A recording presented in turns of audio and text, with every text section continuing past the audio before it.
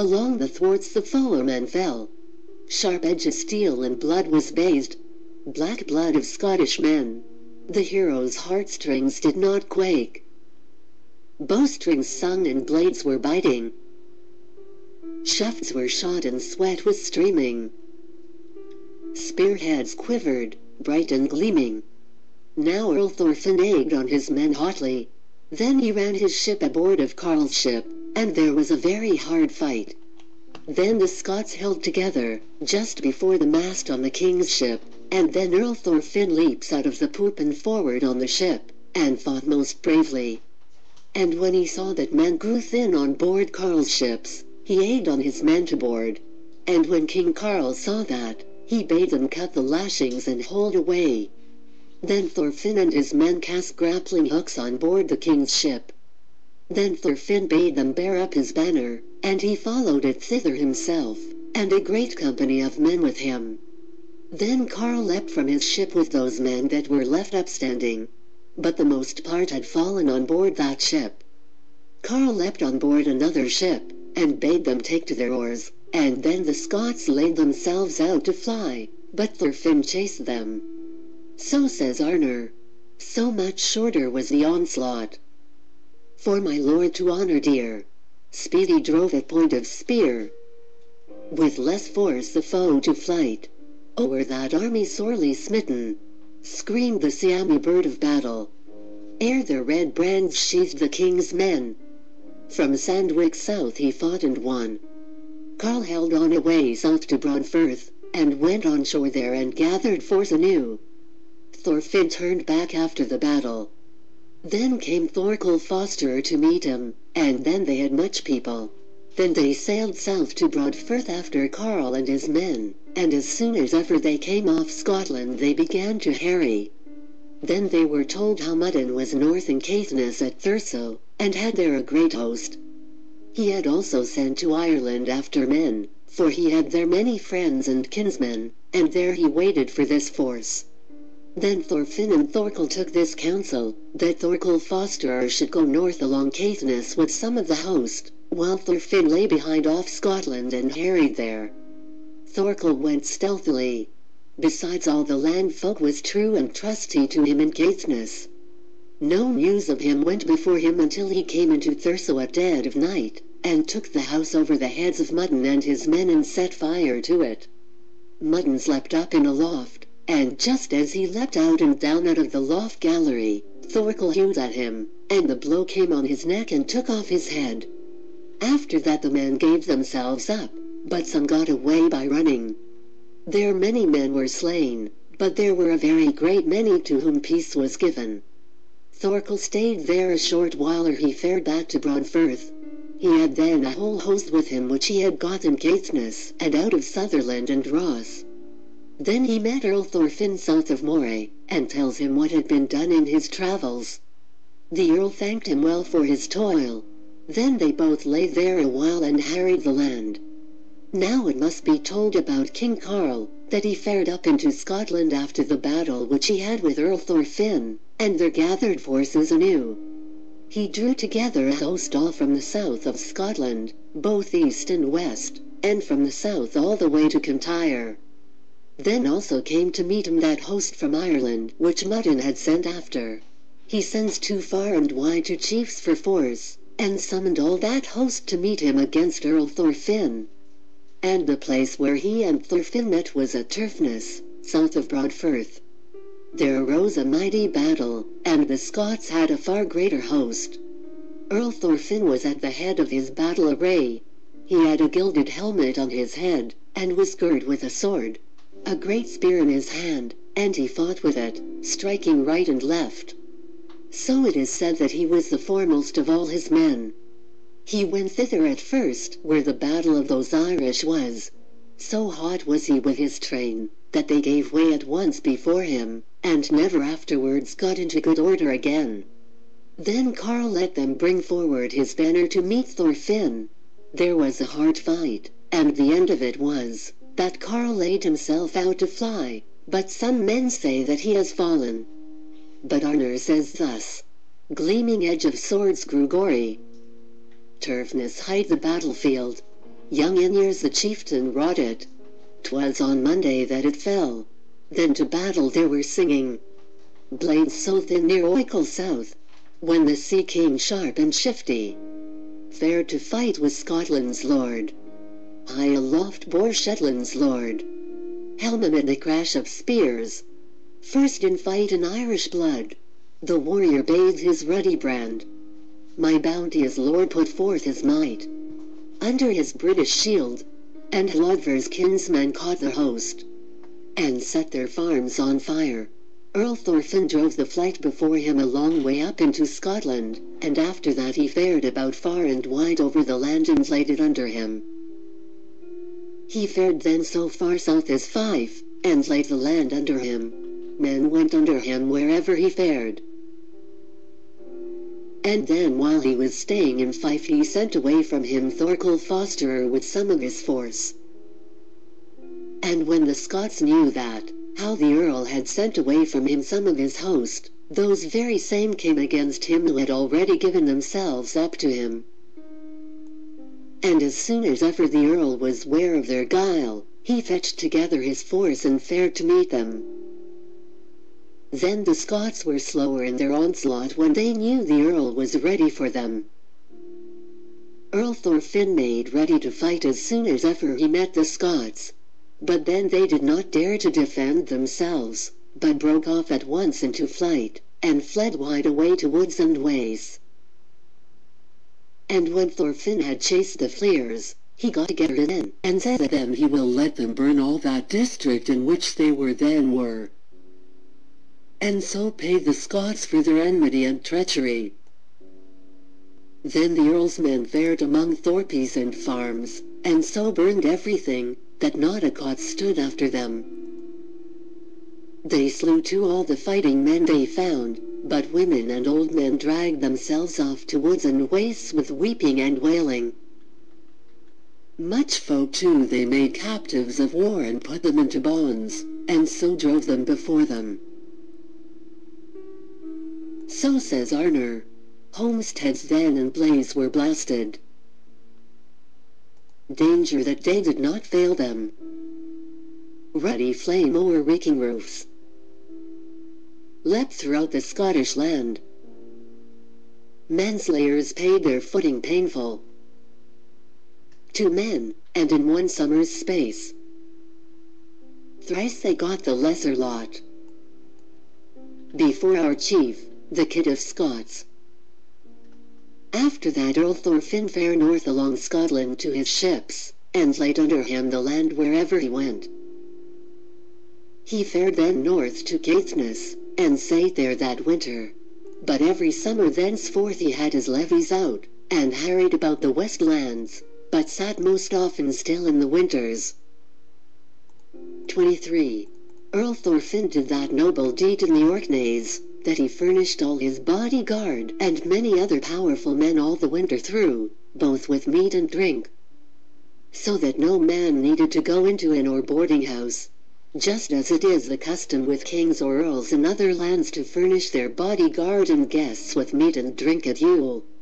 So says Arner, all throughout the scourge of serpents. Ragnvald's royal progeny drank the lake of barleycorn. Then the chieftain gleamed in glory. At this time Earl Brassy breathed his last, and then Thorfinn took under him all the Orkneys. But it must be told of Ragnvald Brassy's son, that he was in the battle at Stickelstead when the Saint King Olaf fell. Ragnvald got away with the rest of the men who fled. He brought out of the battle Harold Sigurd's son, King Olaf's brother. Harold was very much wounded. Ragnvald left him to be healed at a small freeman's house, but Ragnvald then fared east across the Kiel to Jutland, and thence to Sweden, to find King Wenund. Harold was with the freeman till he was healed. The freeman then gave his son for a guide to Harold, and they fared east to Jutland, and thence to Sweden, and fared much with hooded head. Harold sung this stave as they ride over some thickets. Now pass I wood on wood, wandering little worth. Who knows whether I may be widely known hereafter. Harold went in Sweden to meet Ragnvald Brassi's son. Thence they both fared east to Russia, and much folk beside who had been with King Olaf. They did not stop till they came east into Holmgard to meet King Ger's life. He made them welcome for the sake of the Saint King Olaf. Then they were made land warders over Russia, all of them, and Earl Eilif, the son of Earl Ragnvald Wolf's son. 24. Ragnvald Brassi's son stayed behind in Russia when Harald Sigurd's son fared out to Miklgarth, Constantinople. Ragnvald had then the wardenship of the land in the summers, but was in Holmgard in the winters. King Ger's life esteemed him much, and all the people too. Ragnvald was, as was written before, taller and stronger than any man. He was the fairest too of men in his face, and a most gifted man both in mind and body, so that his match was not to be found. So says Arne Earlskald, that Ragnvald had in Russia 10 pitched battles. He flourished as a fruitful tree, and fierce in fight as battles gone. 10 storms of swords that fouled the shield. In Russia's regions won, when they, Einar Thambaskelfer, and Kalfarni's son, sought out Magnus Olav's son, east in Russia, Ragnvald met them at Aldigeborg. Then he was just about falling on Kalf until Einar made him aware in what way it stood with their journey. Einar let Ragnvald be told that Kalf repented him of that wickedness that he had killed the Saint King Olaf from off the face of the land, and now he will atone for that in his son. Says that Kalf then wishes to raise Magnus to rule in Norway and strengthen him against the Nutlings. And after that Ragnvald softened down. Then Einar begs him to make up his mind to a journey with them up to Holmgard, and to back their suit with King Ger's life, and Ragnvald says yea to that. After that they hire themselves carriage in Aldigeborg and drive up to Holmgard, and find there King Ger's life. Then they bring forward their errand, and say that the rule of the Nutlings and of all Fife most of all had got so wearisome to them, that they cannot at all bear to serve them any longer. Then they beg that King Ger's life would give over to them Magnus Olav's son as a chief. Then Ragnvald backs their suit with them, and so does Ingigerd the queen, and many other chiefs. The king was slow to give over Magnus into the hands of the Northmen, after what they had done towards the Saint King Olaf his father. But still it came about in this way, that 12 of the most noble men swore to King Ger's life this oath, that all was true and trustworthy. But King Ger's life forbore to take the oath of Ragnvald for his faithfulness' sake. Kalf swore that oath to Magnus, that he would follow him without the land and within the land, and do all those things that Magnus thought more or safer for his power. After that the Northmen took Magnus for their king, and became hand-bound to him. Kalf and his friends stayed at Holmgard until Yule went by. Then they fared down to Aldigeborg and got ship there. They fared at once from the east as soon as the ice loosened in the spring. Then Ragnvald Brassi's son made up his mind to journey with the king. They fared first to Sweden, as is said in King Magnus' saga, and thence to Jutland, and so from the east across the Kiel to Verdale. And as soon as Magnus came into Dringtheim, all the people came under his power. Then he fared to Nidaros, and was there taken to be king over all the land of the Erathing. After that came about the dealings which he had with King Sweyn, as is said in the Lives of the Kings of Norway. 25. When Ragnvald Brassi's son came into Norway, he heard of the death of Earl Brassi his father. He heard also this, that Earl Thorfinn had taken under him all the Orkneys. Then Ragnvald was eager to go to his own land, and begged that King Magnus would give him leave to do that. King Magnus saw that this was needful to Ragnvald, and stood well with him in this matter. Then King Magnus gave Ragnvald the title of Earl, and 3 longships, and all well manned. He gave him also in fief the tithing which King Olaf had owned in the Orkneys, and which he had given to Brassi, Ragnvald's father. Then King Magnus promised to Ragnvald his foster brother his entire friendship, and said he might reckon his strength his own whenever he needed it. Thus they parted with such like love tokens as now were written. 26. Ragnvald Brassi's son sailed west to the Orkneys, and fared first to those homesteads which his father had owned. Then he sent a message to Earl Thorfinn his kinsman, and begged to have that tithing of the isles which his father had owned. He made them also tell Thorfinn that King Magnus gave him in fief the tithing of the lands which King Olaf had owned. He begged to have those 2 lots of the lands at his will of his kinsman Thorfinn. But at that time Earl Thorfinn had great quarrels with the Sutherlanders and the Irish. He thought he had much need of help and men, and he made these answers to Ragnvald's messengers, that he shall take of a surety the tithing of the isles which he owned by right. But that tithing which Magnus claims as his, then we yielded in that to King Olaf, more for that we were come within his grasp, than because we thought it right. And so we and our kinsman Ragnvald will agree all the more if we 2 talk little to each other about that tithing of the lands. It has long been a cause of quarrel. But if Ragnvald will be a trusty kinsman and strengthener to me, then thinks my realm will be well bestowed if he has that tithing as a pastime for himself and a strength for both of us. In short, his help is worth more to me than the scats which I get from it. After that the messengers fared back, and said to Ragnvald that Thorfinn had yielded to him 2 lots of the lands. If he will be his strengthener, as ought to be for kinship's sake. Ragnvald says that he had only laid claim to what he thought he owned. But for that Thorfinn gave the lands up so readily, he said he would of a surety be willing to lend him help and to be his entire friend, just as their kinship bound them. Now Ragnvald took under him 2 lots of the lands, and so things stood that winter. But very early in the spring Earl Thorfinn sent word to his kinsman Ragnvald, and begs him to fare a roving with him, and to bring as many men as he could get with him. And when these words came to Ragnvald, he got ready at once and drew a host together, and gathered to himself all the ships he could get. And when that host was bound, he fared to meet Earl Thorfinn. Then Thorfinn had also got his host bound, and he gave his kinsman Ragnvald a good welcome, and then they went into fellowship together. 27. Those kinsmen Thorfinn and Ragnvald harried that summer over the southern isles and Ireland, and far and wide about Scotland's firths. Thorfinn laid the land under him wherever they fared. In the summer they had a great fight in the place called Waterfirth. There was a great loss of men. They took to battle speedily, and those kinsmen won a bright victory. Of this battle Arne Earl Skald makes mention in Thorfinn's ode. He was there in the battle. There was I where Waterfirth. The place is hight and mickle risk.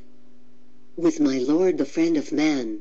Of his works I know the tokens. From the ships the warriors speedy bore the Shieldberg, Friday morning. There I saw the grey wolf gaping o'er wounded corse of many a man. After this battle they turned back to the Orkneys, and sate still through that winter. And so 8 winters went by that Ragnvald had 2 lots of the isles, so that Earl Thorfinn made no complaint about it. But every summer they were roving, sometimes both together, but sometimes each of them by himself, as Arner says. He who loved was often working. Ireland's offspring fell before him. When he fell on British races, fire flew o'er Scotland's realm. 28. With those kinsmen everything went always well when they met. But if bad, worse, men went between them, tale-bearing, the disputes were always talked out.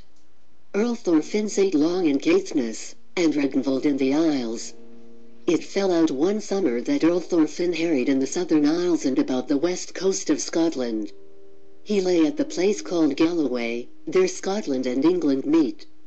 He had sent away from him a force south to England to land in seas and slaughter cattle, for there where he lay with his force all the folk had fled away, and all the cattle were driven away from him. But when the Englishmen were ware of the Vikings, they gathered themselves together and fell upon them, and took from them all the cattle, but slew of them all the men who were fit for anything, but sent back some renegades, and bade them tell Earl Thorfinn how they made Vikings sick of wrong and robbery, and they had besides about it many scornful words. So they fared to find Earl Thorfinn, and told him how ill they had fared. He took it ill that his men were lost, but said he could not help it. But this he said he was well able to do, and that was to pay off the Englishmen for all the jibes and jeers which they made out of the matter. And he said he must first of all part from them for a while, but if he were safe and sound next summer he said he and they should meet. 29. At that time Hardicanute was king over England and Denmark. After that Earl Thorfinn fared to the Orkneys and stayed there that winter. Early in the spring he called out his levies over all his realm. Then he sent a message to his kinsman Ragnvald, and Ragnvald agrees to it. Ragnvald had a levy over all his realm. Earl Thorfinn drew together a host from the Orkneys and Caithness. He had also a mighty host from Scotland and Ireland, and from all the southern isles people flocked to him. He held on with all that host to England just as he had promised them the autumn before. Hardicanute was in Denmark when these tidings happened. But as soon as ever the earls came to England they began to harry and waste.